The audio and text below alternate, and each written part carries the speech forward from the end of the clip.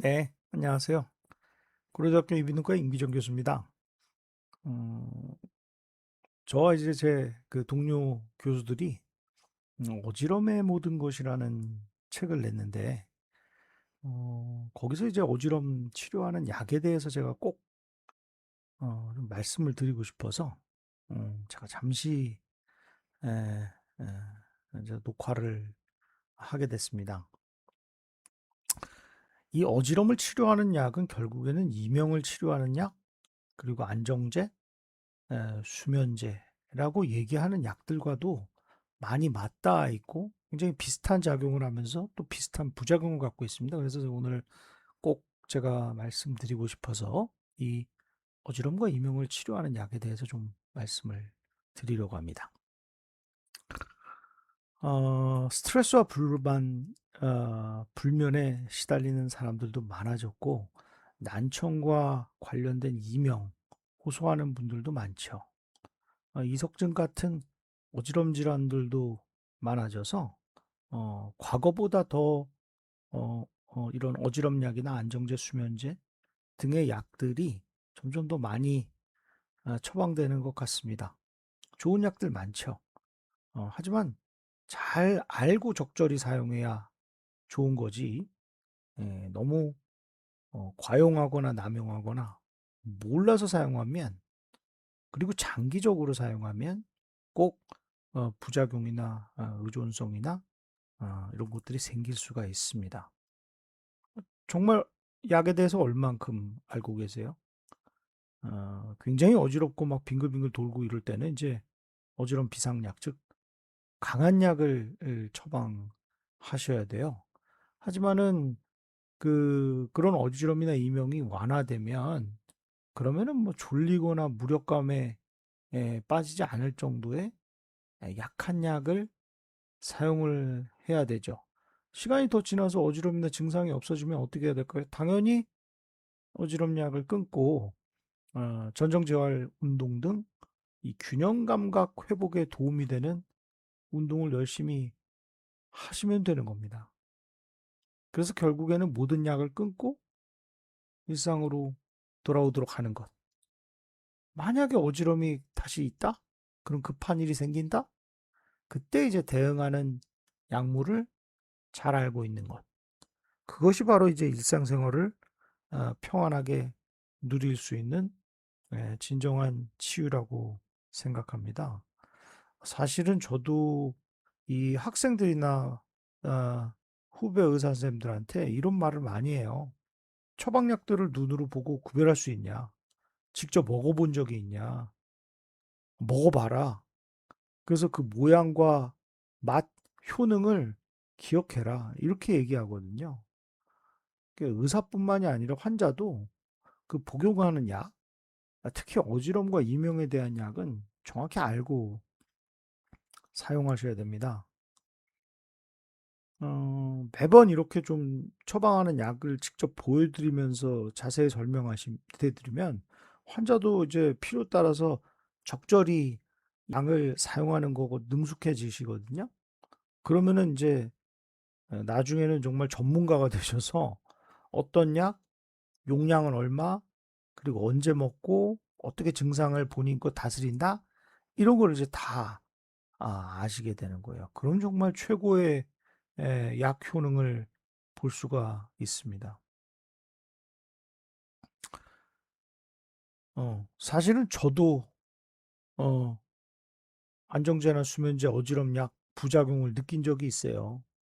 제가 잠을 잘 못 자가지고 이렇게 강력한 수면제를 처방받았고요. 그러더니 뭐 얼마는 잠을 잘 자요. 근데 점점 뭐 별로 그 수면제, 안정제 효과가 떨어지고 자꾸 낮에 졸리고 부작용이 나서, 그래서 이제 그제서야 이제 약을 끊은 거죠. 약을 끊으니까 또 며칠 동안 잠을 못 자. 뭐 약 먹고 싶어 미치겠어요. 그런 의존성이 생기는 거죠. 그런 부작용이 생기는 거예요. 그 며칠 못 잤더니 뭐 하루 종일 졸아요, 이제. 그게 약간 이제 악화호전. 이게 변동성이 있다가 그다음에 이제 다시 안정화됩니다. 그게 약을 먹다가 끊으면 저와 같은 이런 과정을 그대로 겪으신다는 걸 아셔야 합니다. 그러니까 이제 많은 분들이 약을 끊으면 막 이런 잠이 안 오고 또 졸고 이런 증상들이 있으니까 결국에는 다시 계속 약을 먹게 되는 그런 이제 문제가 현실에서 계속 펼쳐집니다. 그런 이제 그 어지럼약, 안정제, 이명약의 그 선두주자 가장 많이 쓰는 게 이제 이런 벤조디아제핀입니다. 그래서 대개 5가지 약을 제가 소개를 시켜드리려고 하는데 아마 대부분은 이제 이 약들 또는 컨비네이션으로 이제 드신다고 생각하면 되겠습니다. 반감기가 짧을수록 효과가 빠르고 강하다고 생각하시면 되거든요. 그래서 제 개인적으로도 뭐 이 알프로졸럼이나 에티졸럼이 제일 강하다고 생각하고요.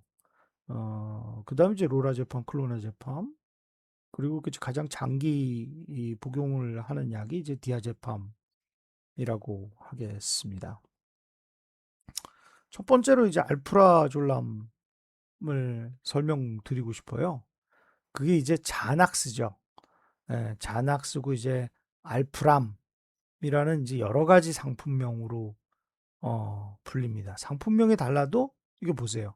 모양은 비슷하죠. 예. 그리고 가운데 이제 자를 수 있는 금이 있는데 왜 금이 있겠습니까? 그러니까 한 알 먹다가 반 알로도 먹을 수 있고 하게끔 그렇게 이제 그렇게 이제 구별하게끔 이제 놔둔 게 이제 약의 모습이고 용량 따라서 또 색깔이 틀릴 수 있습니다.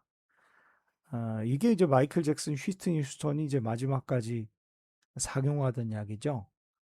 진정 수면 효과가 아주 좋지만 그만큼 중독성이 있어요. 그래서 날카로운 칼이다.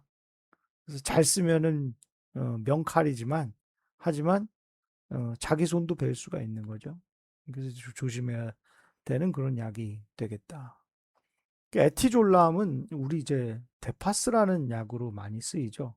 그리고 뭐 수면에 상당히 좋다고 해가지고 상당히 많이 쓰이는 약이고 이렇게 DP라고 되게 이제 써져 있습니다. 근데 이제 특히 노인분들이 장복하시면 꼭 혀가 꼬이고 말이 헛나가는 구음 장애가 있어요. 그러면은 이거 풍 왔다 오해해가지고 응급실에 오시게 되거든요. 그러니까 이런 어지럼약이나 안정제 이명약을 많이 먹으면 장기적으로 먹으면 이런 좀 부작용이 생길 수 있다는 걸 아셨으면 좋겠습니다. 우리 로라제팜이라고 하는 게 이제 우리 아티반이죠, 아티반. 예. 그래서 특히 간 기능 저하 환자한테 안전하게 복용할 수 있다고 해요. 그리고 이제 클로나제팜이 있는데 제가 개인적으로는 클로나제팜 즉 리보트리를 조금 선호합니다. 어, 그 기존 약들에 비해서 조금 이제 그 강도가 약하고 그리고 가격도 저렴하고 아주 기본 약이기 때문에 중독성이 조금 상대적으로 낮다고 생각을 하고 있어요. 그래서 그 리보트릴 요 살구생 약 그래서 그거 반알 그 이명이 있다. 그러면 이제 밤에 드시라고 그러죠. 이명이 너무 심하다. 잠을 잘 못 주무시겠다. 그리고 이제 뭐 불안하고 약간 그렇다. 그럼 그거 잠자리에서 반알 딱 드시고 핸드폰 치워버리고 바로 딱 주무시도록 그렇게 하는데 그 살짝 밀어주는 효과만 있는 거예요. 완전 그냥 횟가닥 자기가 그냥 완전히 잠에 취해서 떨어지게끔 약을 드시는 분들은 그건 너무 과용하신다고 생각을 하셔야 돼요. 적당히 먹어야 됩니다. 그리고 마지막으로는 이제 디아제팜. 우리가 많이 아는 바리움입니다. 이것도 이제 에, 노란색 약재 이제 반으로 자를 수 있는 이제 금이 있죠. 그래서 요거는 좀 장기간 이제 복용하게끔 약을 좀 이제 반감기가 길게끔 설계된 약들입니다. 그래서 제가 5가지 약에 대해서 말씀드렸는데 이게 어지럼에도 쓰이고 또 이명에도 쓰이고 또 정신과 약 들 때 이제 안정제 보조제로도 많이 쓰이는 그런 아주 유명한 약들 5가지입니다. 이런 약들을 먹으면 되게 이제 깊은 잠은 감소해요. 그러니까 잠이 이렇게 드시는 거는 좀 도와줄런지 몰라도 수면의 질을 높일 수는 없다는 거죠. 그래서 가급적이면 이 본인이 여러 가지 약들을 반알 이런 식으로 드셔보시고 그중에 가장 부작용이 적고 본인한테 맞는 거를 의사 선생님들과 상의해서 어, 선택하시는 게 중요하다고 생각합니다. 알고 드셔야 된다는 말을 꼭 드리고 싶어요. 어지럼약을 언제 먹나요? 이명약 언제 먹나요? 질문 받을 때, 당연히 어지러울 때만 드셔야죠. 그리고 이제 농담 반, 진담 반으로 제가 대답하거든요. 왜냐하면 이게 아침이나 이런 때 일할 때 먹으면은 졸음이 와서 집중하기 어렵고 일하기 어렵고 운전할 때 사고가 발생할 수 있거든요. 그러니까 이런 어지럼약이나 이명약 이런 약들은 그렇게 어지러울 때만 복용하고 한두 번, 세 번 먹어도 어지럼이나 증상이 완화하지 않는다면 병원에 가셔서 재조정하시는 것이 좋을 것으로 생각됩니다. 초반에 먹는 분들은 저는 밤에만 드시라고 얘기하거든요. 밤에는 뭐 주무시는데 조금 그래도 도움이 되니까요. 낮에는 안 먹는 방향으로 그렇게 초반에는 권합니다. 노령층에서 많이 발생하는 이명도 마찬가지예요.